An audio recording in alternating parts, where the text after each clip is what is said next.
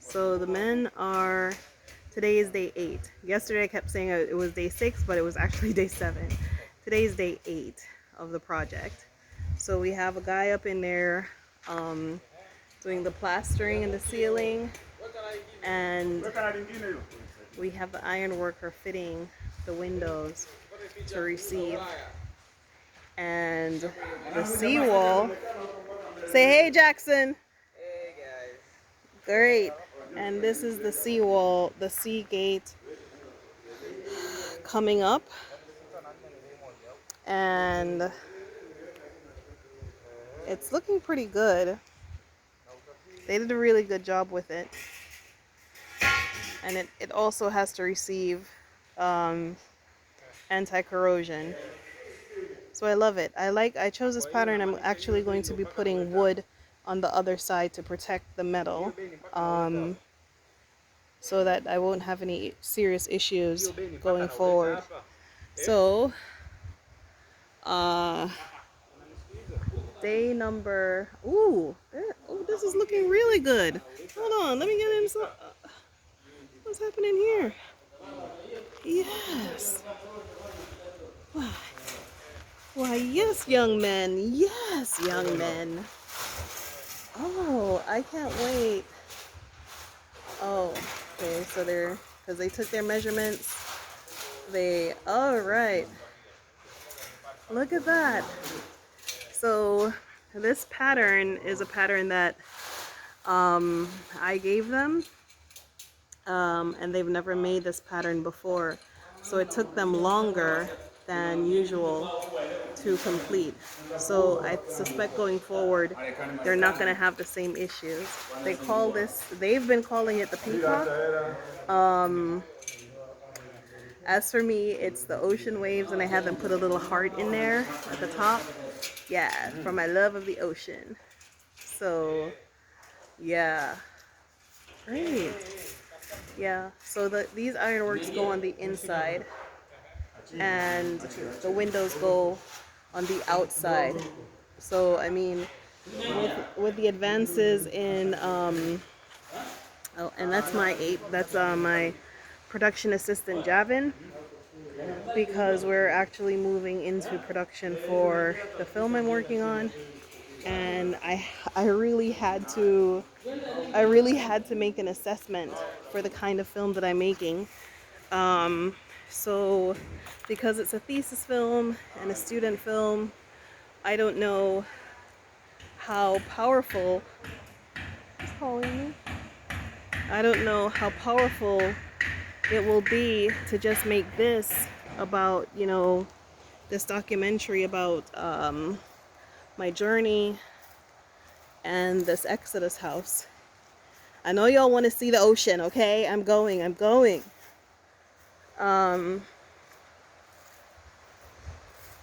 So I'm just so thankful and joyful for all of the people who have donated, who are planning on donating.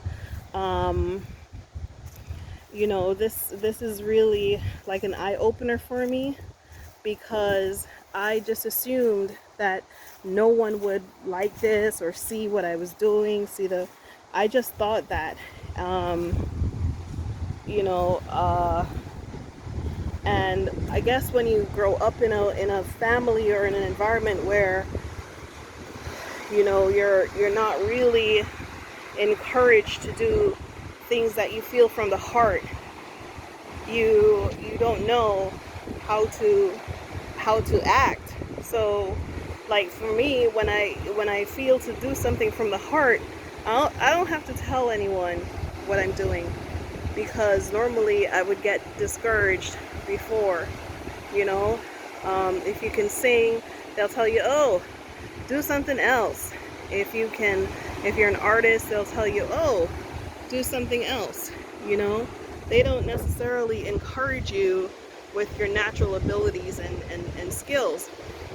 So I know that there are people who are going to say, well, what do you know about construction? Actually, a whole lot, maybe too much. I might shock you of what I know about construction. And these men should not underestimate me. They should not, by now the Fundy, who is the contractor, the technician, he knows that I play no kinds of games. So one of the things that he said, oh, do you mind if I take the old Ironworks? I said, sure. Just show me on the item line how it reduces my expenses for new Ironworks. He hasn't come back to me yet, you know. Um, he gave me a price of some windows, and you know, they were over 100,000 per for the work. Now, if you have 100,000 of something and you multiply that by 33, which is 33 windows, you're coming in at 3.3 million over your budget. So, you know, project management, business development, negotiations, these are things I'm extremely good at. So dealing with men, dealing with labor force, you know, it doesn't matter if it's in construction or if it's in F&B, right? It's the same thing. They have to carry out what you give them to carry out. And in some senses, I will say that I learned a great deal from my experience in America. And you know, some of it is my natural, you know, abilities that I have been developed and built on. So I'm not gonna say nobody can tell me nothing, but you're gonna really have a hard time coming up on over me, you know. So as with all things, encouragement sweeten labor, and I don't mind coming out here and telling them they're doing an awesome job. Yeah, like look at this. I just sent them pictures and they made it happen. Yeah. So I'm very proud of this. I'm proud of these young men for, you know, their determination to their craft, because there are some people who would have a really hard time with this, you know, but they're doing it, they're making it happen, they're fitting it out, and then they're gonna go in with the weld works to make sure everything is secure and safe.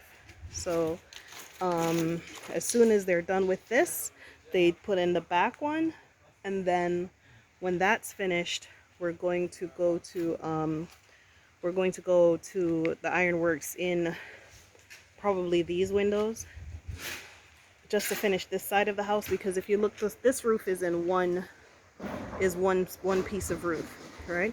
So before I go into the next portion, I'm going to be completing this section of the house. So this is the pantry and the laundry room. So when we do the floors, we're doing one cohesive project.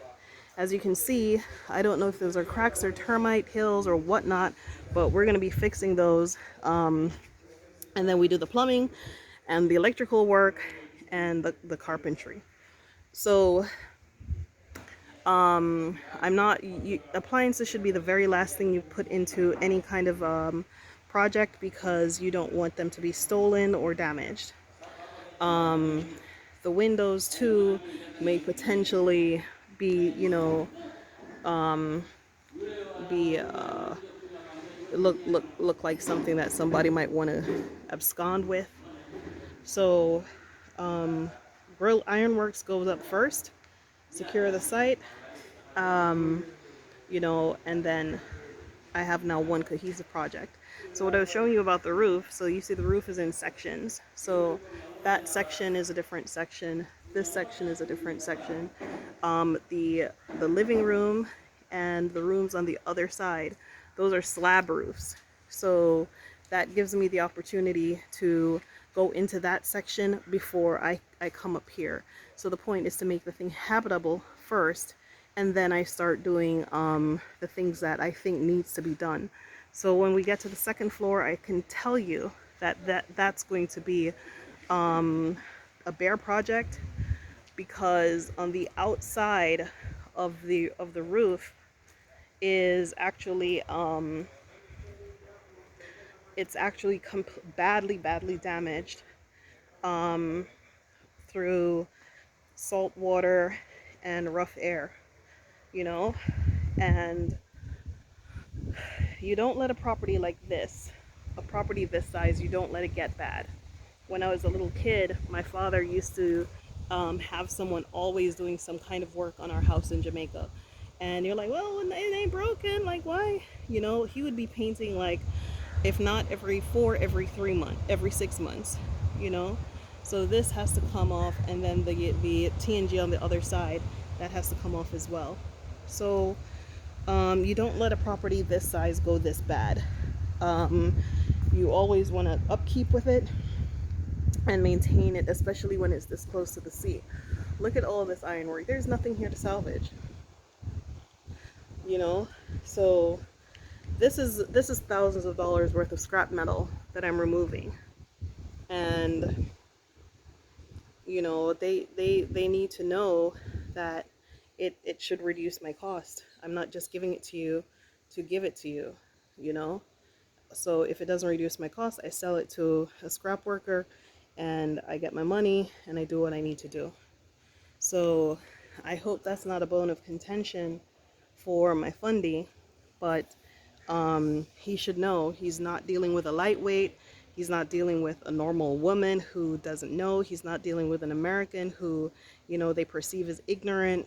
I think by now he knows that this is a different ball game, and I'm a completely different type of person. So I'm going to fight him on every dime. He knows that by now, and he realizes that if your prices are over, I'm going to get another contractor to come in behind you. So whatever you're overpricing me on, you're pricing yourself out of that opportunity to make money. So deal with me fairly, and you won't get crushed, because I will crush. Okay, so and after all of that, I have to go get my hair rebraided, and because I want to start shooting soon, and this does not cut it for Africa. All right, love y'all. Thank you so much for watching, and please donate something, $1, $5, anything, you know, just to help this thing to keep going, because you know, we need our community to stand with us. And if you could share this video and share my channel with people and let them see what's happening here in Dar es Salaam, it would be completely it would be a great thing that more people were able to rally around what we're doing. So it looks like Jackson is getting a seat. He's ready to go. Come on, Jackson, we're going. Yes, open the car, Tajiri Jackson. Tajiri Jackson, Tajiri Joseph, Tajiri Javid. Everybody Tajiri. Everybody Tajiri. Tajiri means rich. Yeah.